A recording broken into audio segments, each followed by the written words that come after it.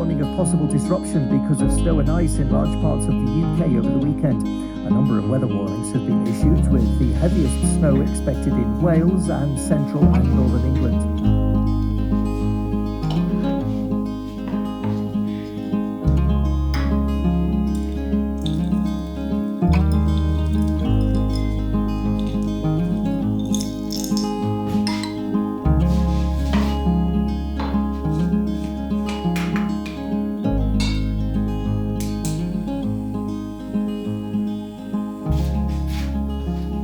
Good morning, happy new year. I hope you had the most gorgeous new year, whatever it is that you did. I actually had a really special new year because Kenny flew home. He was only on the ground for 48 hours, so it was a flying visit, but it was just honestly the most special couple of days. So he landed the day before New Year's Eve, and that evening we surprised my family because I knew he was coming, but I didn't tell my parents. So we had this whole setup where my parents came to my house and then Kenny just opened the door to them, which was so much fun. And then we just went to the local pub and had dinner, which was actually delicious. My family never get to see Kenny now, so it was just really special to have us all together in one room. And then the next day was New Year's Eve, and we just had the most chilled, most lovely, like relaxed New Year's Eve. It was just Kenny, Rue and I, and we just spent the whole day at home pretty much. We took Rue for a really long walk, then we went to the supermarket actually and got loads of the foods that Kenny obviously misses while being abroad.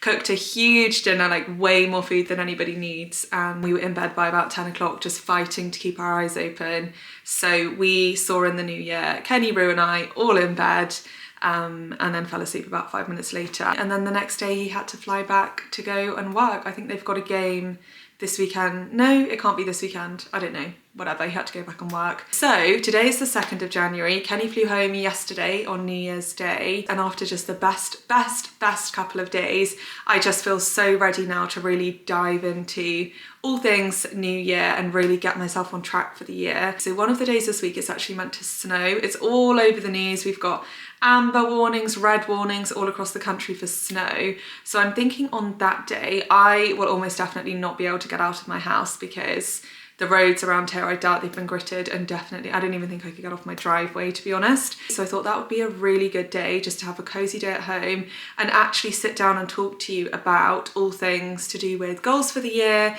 vision boards, habit setting, and just all of that side of things.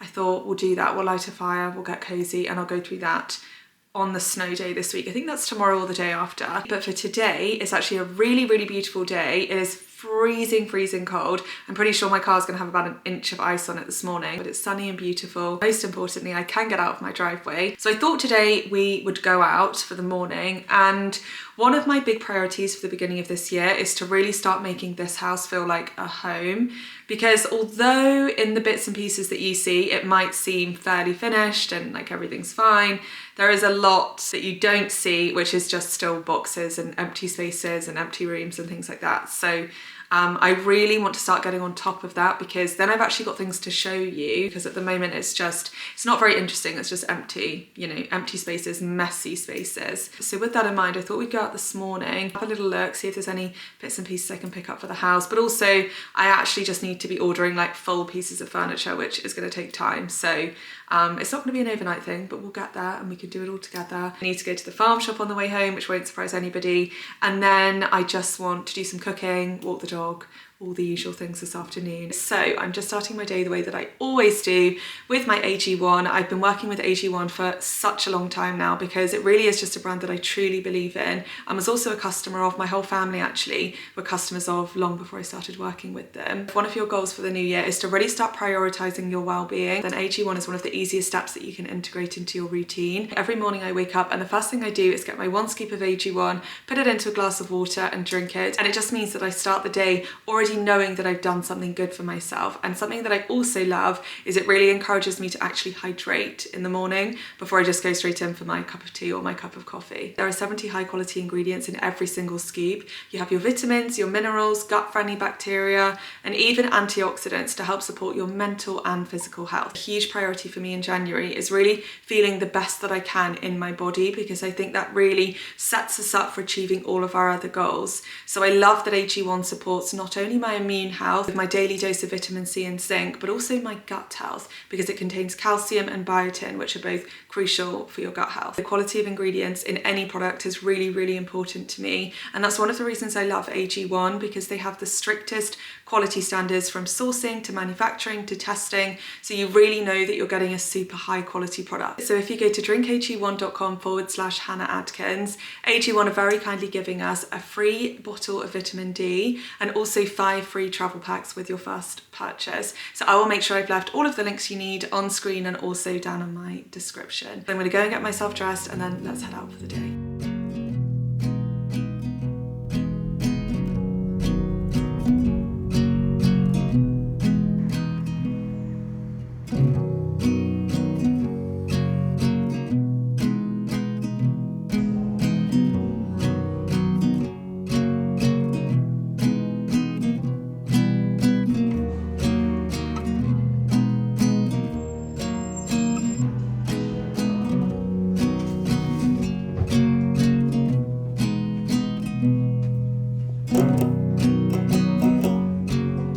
Okay, we're at the farm shop. I just need to pick up a couple of bits for some recipes that I want to make today. I'm obsessed with this farm shop, if you can't already tell. They have certain things that I can't get other places, so I always end up here.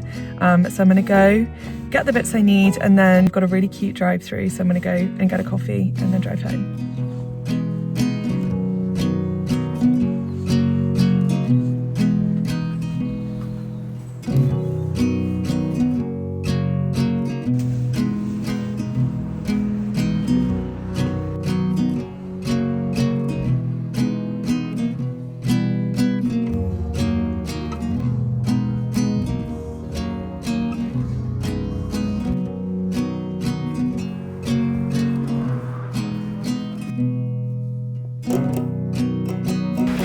So much. Okay, we're back from the farm shop. Let me give you a little haul. Starting actually first and foremost with this little basket that I actually bought from the farm shop. The other day I was driving through my village and there was a lady and she was walking back from the little post office kind of general store that we have. She was carrying home the bits that she'd picked up in a basket like this. And I just thought, actually, how handy is a basket like this? Even just, I mean, for me, I'll probably mostly use it to bring things from the car into the house. And then I also got this little jug. I always get my jugs actually from that farm shop. And the plan with this is somewhere to put all of my utensils, because I actually don't have one of these. I did also get a loaf of my favourite bread in the entire world, which is a chili and turmeric loaf, and it is delicious. It's so good. We're going to make lunch with it in a second so I can show you. Sweet potato, got some lemons, I got some avocado, I got a leek, I got a butternut squash that we'll make dinner with. And then what's actually inspired my lunch today that we're about to make is I picked up these gorgeous tomatoes. I got a whole bunch of them. And then I also stopped at Waitrose just to get a few cupboardy fridge bits that I couldn't get at the farm shop. So I got some kimchi. This is the brand that I always use. I got a couple of milks. I got the Plenish almond milk. Plenish on the whole is my favorite milk brand. If you're looking for a milk brand that doesn't use any seed oils, Plenish is your brand, because even in their barista milks, they don't use seed oils, which I think is amazing. But the one exception I make to that is for the Rude Health organic coconut milk. So this is not the barista blend, which is very key if you're trying to avoid seed oils. Their barista one does have seed oils in, but this is just spring water, organic rice, coconut milk and sea salt, and it is so good in a matcha. I make my breakfast using the Coconut Collab natural coconut yogurt, and I picked up some more of this, which is the berry blend that you'll have seen this morning. I just put it into the jar. So this is a blend of, it's called Super Berries Superfood Breakfast Boost, and it's hemp seeds, golden berries, mulberries, cacao nibs, goji berries, chia seeds, and just a whole bunch of goodness basically. It's a really good way to get 10 different plants into your breakfast just in this. Which reminds me, I need to show you the Waitrose magazine actually I got. I got some tofu, I also have some tempeh. Somewhere I got tofu and tempeh. Just got more English breakfast tea. This is the brand that I always drink when it comes to my teas. It's Clipper, and not only is it organic, but they also don't bleach their tea bags. So this is my favorite tea brand. And then finally, I got some giant whole wheat couscous. This is what I was just talking about with the 30 plants a week.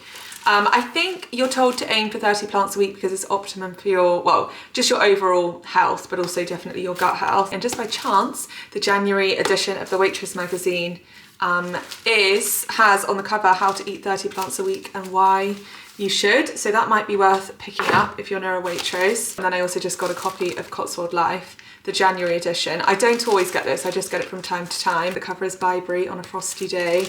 And it also says on the front, 125 things to do in 2025, your essential guide to the Cotswold year. So I thought that might be interesting to read to start the year. So like I said, we're about to make lunch inspired by the tomatoes and also my gorgeous turmeric chili bread. So I'm gonna make some sort of open sandwich, I think. And then it'll be time to go and take the dogs out. So let's get on with it.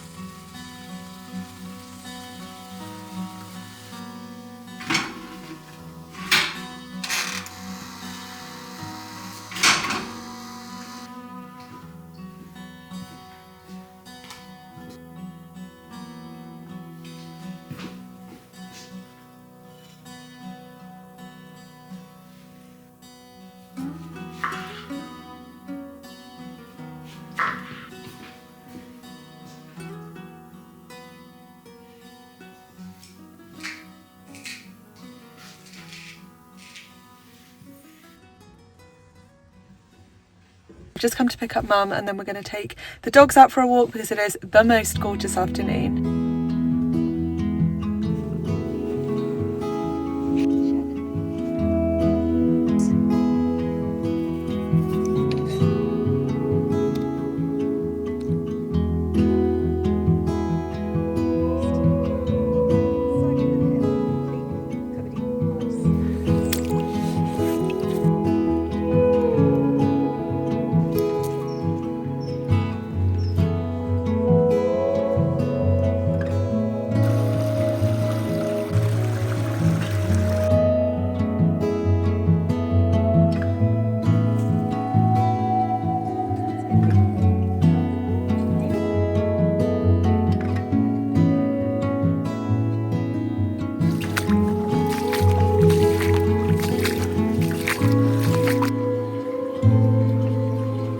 The water's so clean.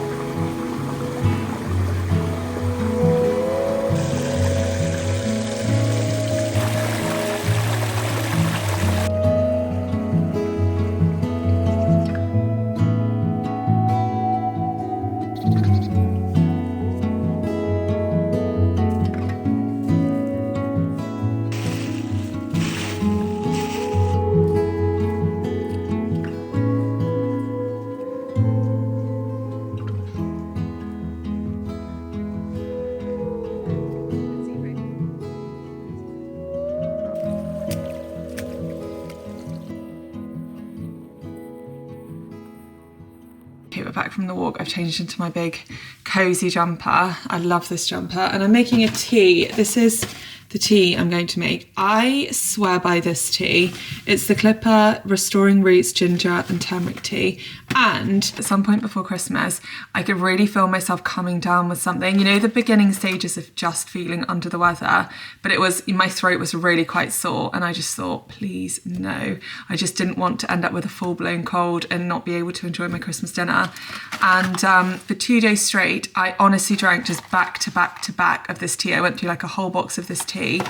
And from Holland and Barrett, I use, you know, my friend Ella, her mum Jules is trained in like holistic nutrition. And she recommended that I got some echinacea spray for my throat, which is what I did. I just got it from Holland and Barrett. And between the two, I was spraying that constantly in my throat and then just honestly back-to-backing this tea all day long. And it worked. I didn't get ill. So really recommend this tea actually. Well, honestly, I just like it anyway. If you like ginger, I think you'll like it. Okay, we're making dinner and I'm just gonna make a really big batch of this warm salad that I make. It's kind of like it's kale, it's chickpeas, it's sweet potato, it's butternut squash. And this evening I'll eat it warm, but also because I'm gonna make a really, really big batch, it will just keep in the fridge over the next couple of days. And so it's kind of like a meal prep and it's pretty easy. Nothing crazy. I'll probably try and make like some sort of dressing to go on it, just something experimental. While I'm cooking, I'm going to finish watching Hampstead on Netflix, which I started watching last night. So this is my sweet potato, and then all of this is my butternut squash, and this is all, well, I don't know if I'll eat it all this evening, but this is for tonight, and then I'm just going to roast this whole for another day. So I'm just going to put a good amount of olive oil on this one.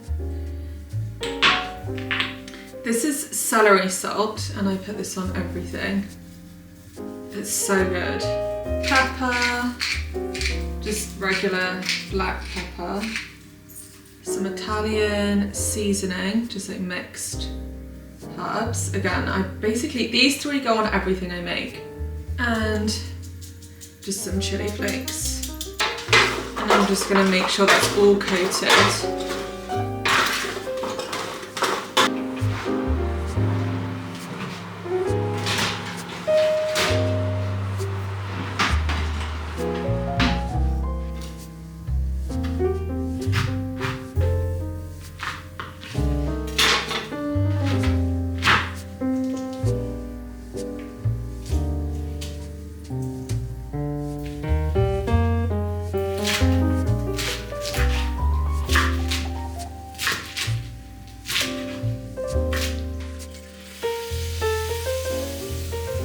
The secret with this is throw in a whole stock cube in with the couscous and then it will flavour the couscous so the couscous tastes good on its own. Okay, so now I'm just prepping my chickpeas and my kale for the oven. I'm going to do these separately just because the kale releases a lot of water when it cooks and it kind of steams the chickpeas. So I do them separately now, I have learnt. Olive oil on both. Salt and pepper on both. And then in with the chickpeas, I'm just going to put a bunch of pumpkin seeds and just a little sprinkle of pine nuts in there too.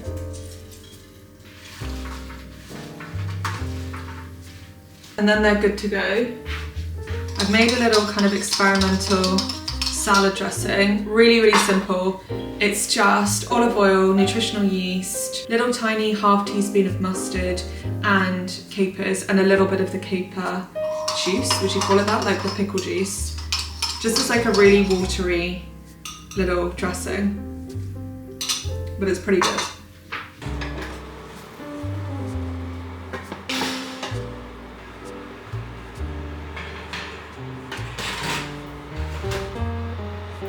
Is giant couscous just basically small pasta?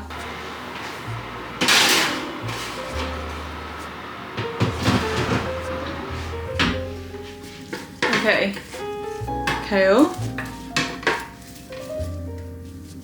sweet potato and butternut squash. This is so good. I've just been snacking on this. It is so good.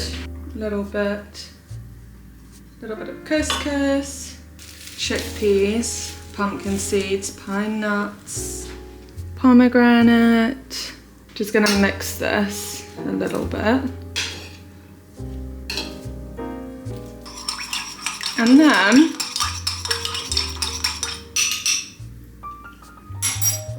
a little bit of dressing. And just mix it all up. So good. Okay, taste test. Oh my gosh. That is actually unbelievable. There are 8 different plants in this, so you're well on your way to 30 plants a week. BBC News, the Foreign Office has confirmed that a British man was among the 14.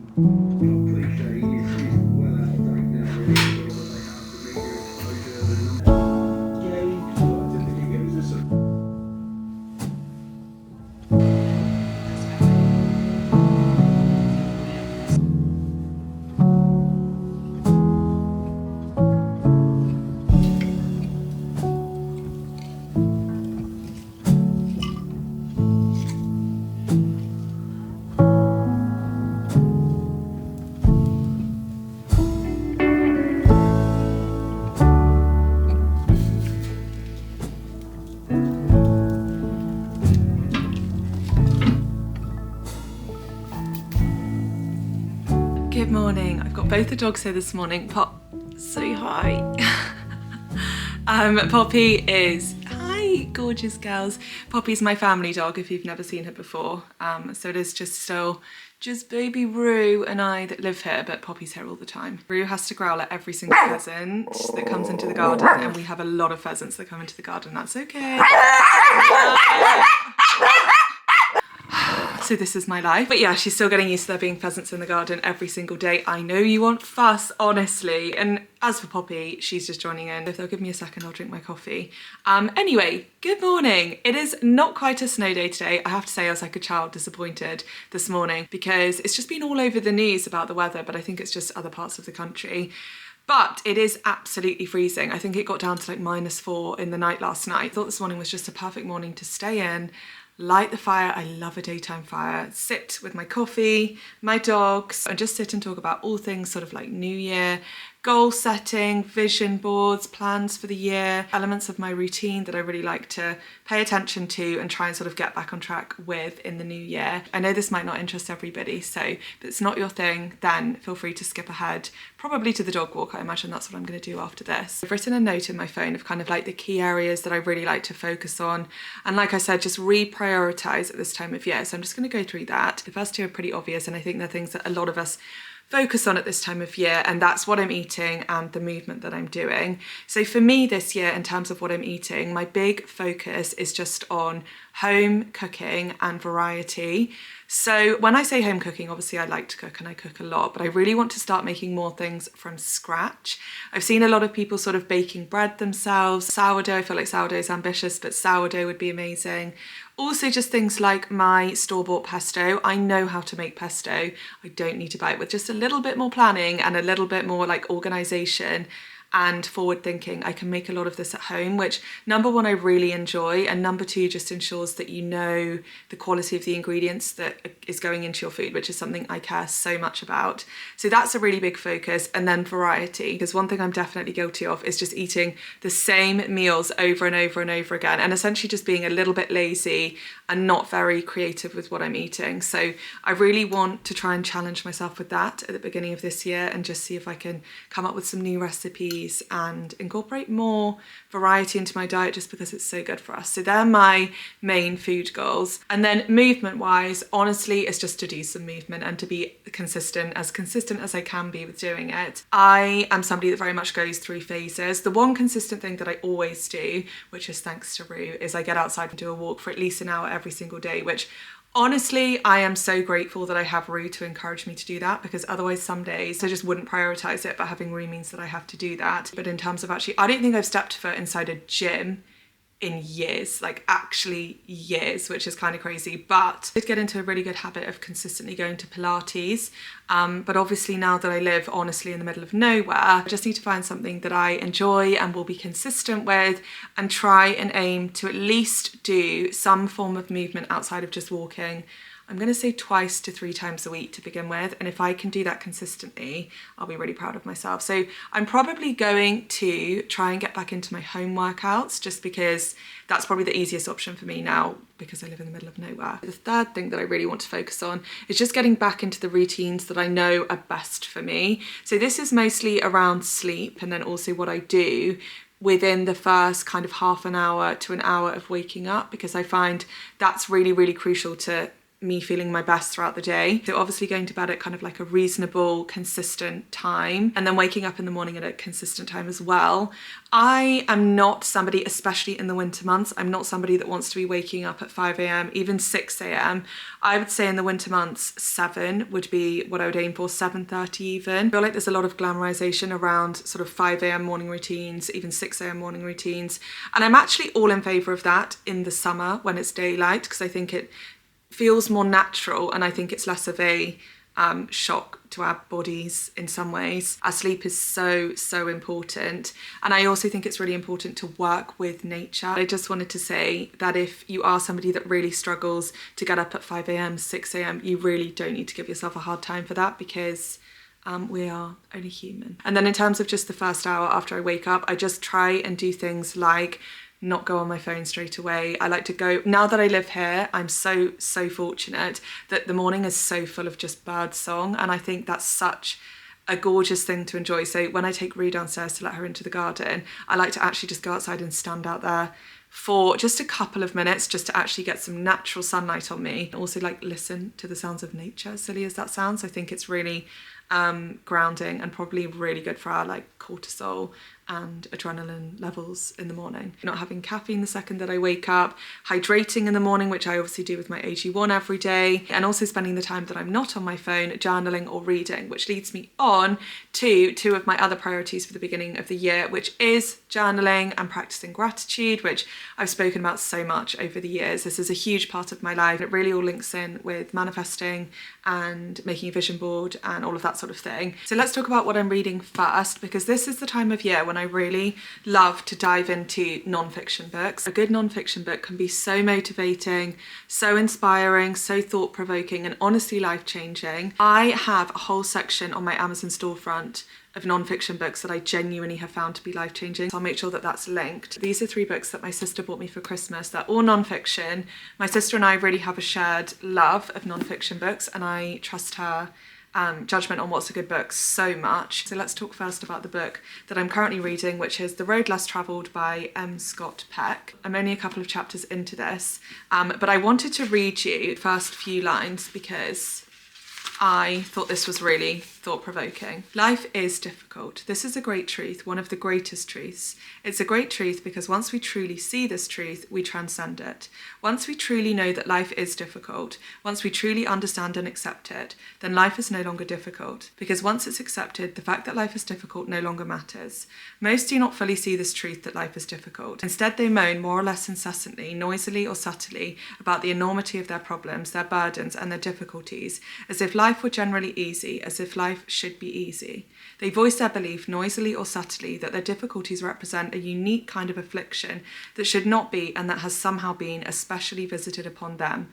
That really made me think, because it puts in such simple terms something that I think gets lost, especially for me, gets lost a lot of the time, which is that we have this underlying belief, just literally as the book said, that life should be easy, and we feel so hard done by when life is anything but easy. So I guess the book's just saying that life actually isn't easy, and it's not easy for anybody, and the sooner that we accept that that is everybody's experience of life. Sorry, my camera just died. But basically, I was just saying, the sooner that we accept the fact that everybody's life has challenges and that that is a necessary part of existing, then the sooner that we might spend less time sort of focusing on life's challenges and life's difficulties, and more time focusing on the good and what we have to be grateful for. But like I said, that's literally the first couple of sentences, and I don't know too much about what the rest of this book is about, but I will let you know, and I will link it in case it sounds interesting to you. And then we have The Myth of Normal, which sounds really, really interesting to me. Essentially, I've not read a single page of this, so I could be completely wrong, but essentially, I think the premise of this book is focusing on the apparent sort of rise that there is globally of both physical and mental illnesses, but viewed and discussed through the lens that this rise in illness is not actually so much a mystery, but an obvious consequence of modern life and the way that we live, which I think is so interesting, because this is obviously a topic that I think about a lot, read about a lot, and that I really try and consider when it comes to how I live my life, hence like the move back to the countryside. And I would love to live a life that is as close to nature and as close to what a natural kind of human existence would be as possible. And I would say that principle kind of underpins all of my goals and sort of everything that I want from life. So I'm really looking forward to reading this. But if that is a topic that you're also interested in, then I cannot recommend the book Lost Connections. I can't remember who it's by, but that book is so good and it explores this whole idea.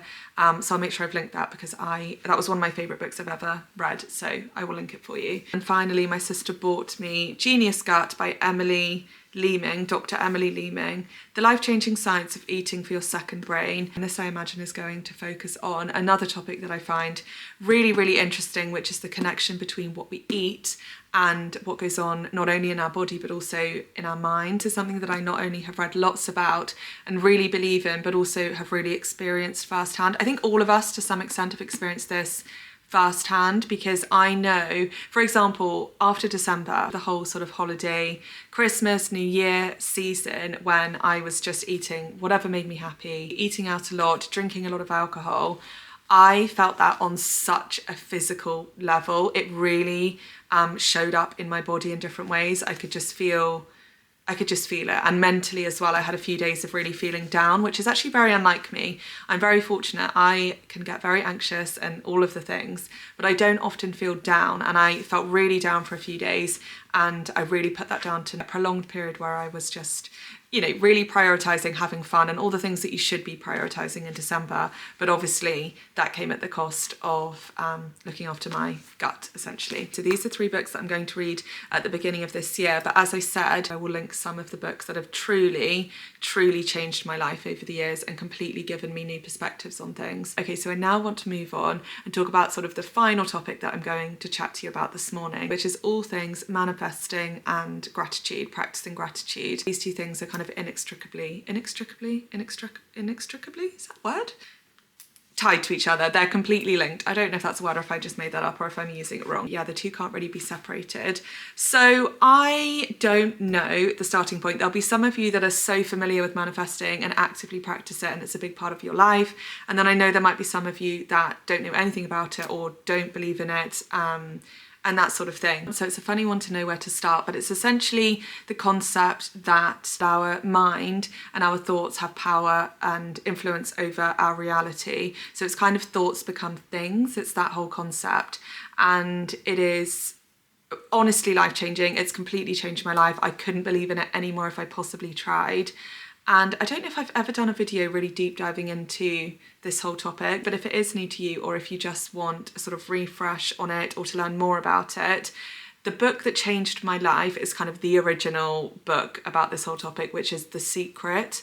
That will definitely be linked to my non-fiction books that changed my life because it quite literally did. So that was my starting point. I read The Secret cover to cover in one sitting and I was just hooked from that moment. That was honestly years ago now. But also there's a more kind of modern take on that book that I also really like, which is called Manifest. The author is Roxy, I don't know her surname.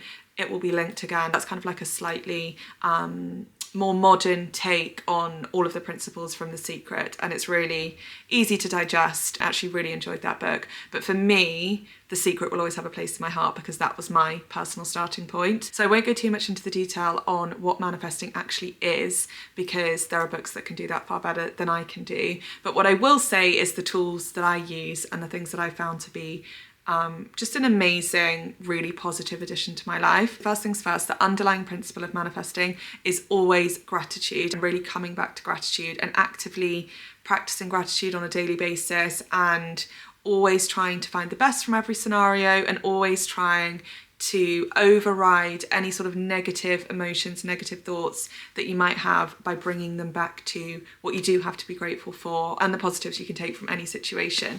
So an amazing tool for this is the 5-minute journal. Just want to say at this point that you don't need this journal in order to practice gratitude, obviously.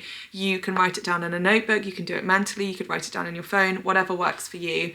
I just really like these journals and I think they're so pretty. I got myself a new one this year. So essentially this is something that you write in every morning and every night, and it asks you a few questions that really help you frame your experiences that day in a really positive way. So you start the day by doing 3 things that you're grateful for that day, 3 things that would make today a great day, and your daily affirmation. And then you end the day with 3 highlights of the day and 1 thing that you learned today. So it just means you start and end the day by really focusing on the positives, which I love. After doing this consistently for a period of time, you'll really notice that your thoughts naturally become more positive, and that creates a more positive reality for you. So that's one tool that I really, really recommend. And then the other thing that I always do at this time of year, and I'm actually late doing this year because I've not finished it, but there's no set deadline for this. If you're watching this video and it's July, you can do it now. There is no kind of time frame. And that is creating a vision board. The way that I do this is, first and foremost, I will just sit down. I like to make a nice environment, get a cup of tea,